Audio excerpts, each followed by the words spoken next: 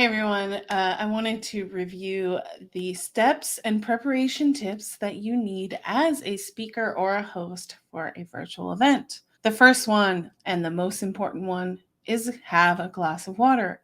A lot of times when we are talking into a camera screen, we're elaborating and going on and on and on about our area of expertise, and we forget to take a drink of water.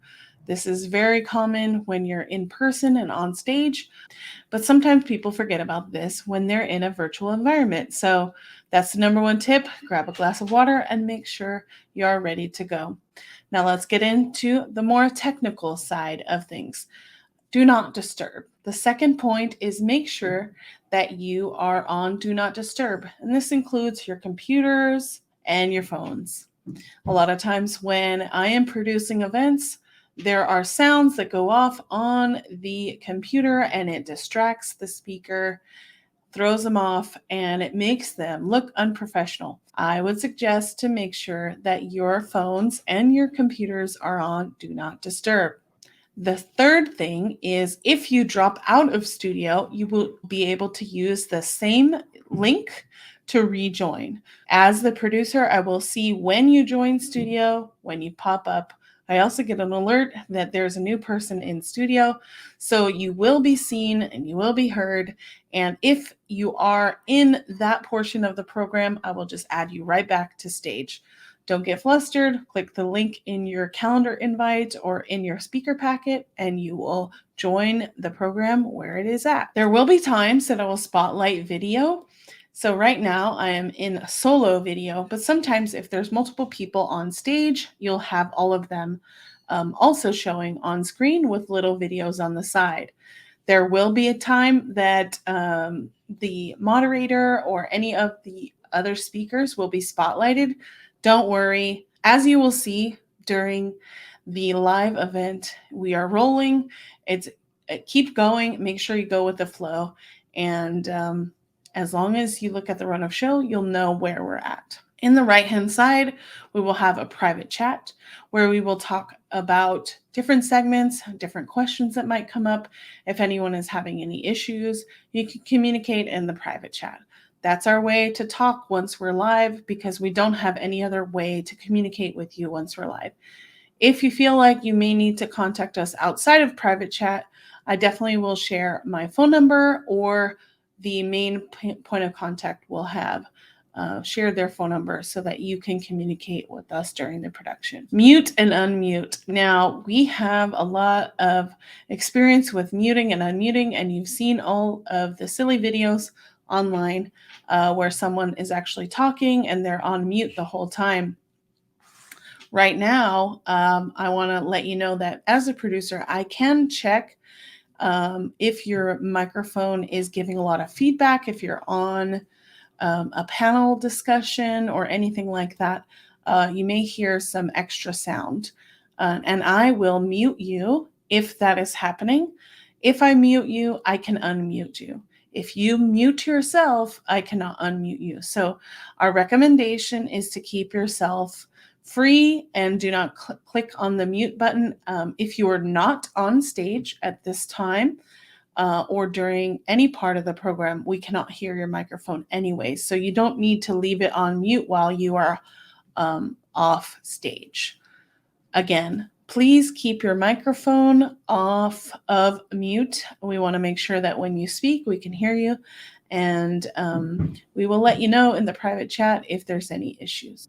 As you can see when I'm talking to you right now, I am looking into the camera. A lot of people will have the tendency to look down at what they're looking at in the browser. And as you can see, I'm looking down and I'm sharing some very valuable information, but it's really important to look into the camera, share the valuable information that you have to share with your community.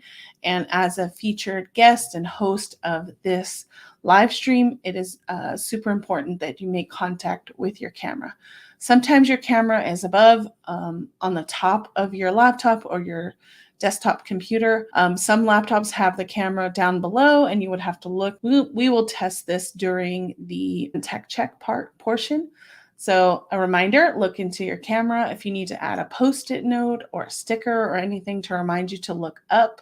That would be very good, and it would provide so much better content for not just the live portion of the program or recorded, but also when it is being repurposed later on. As you can see right now, my face is well illuminated. The background you can see, but my face is, there's not a lot of reflection on it. I do have some very basic lights in front of me.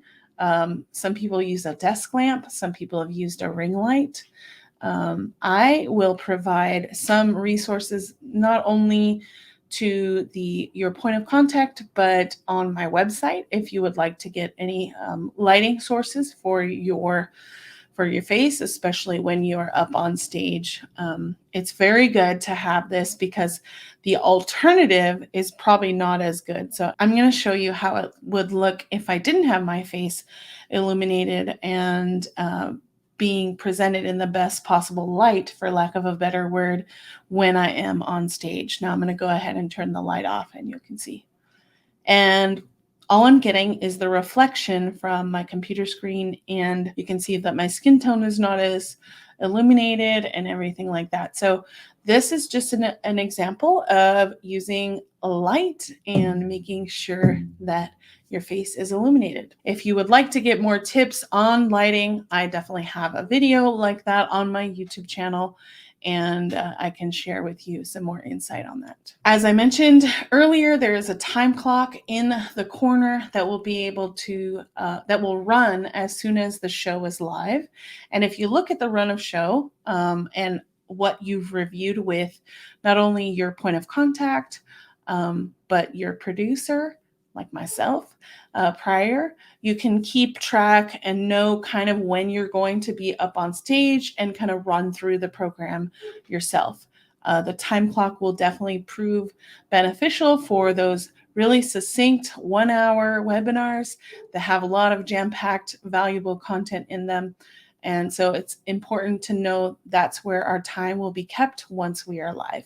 And those are some preparation tips that I would like to share with you while you are prepping to be a guest or speaker on a live stream.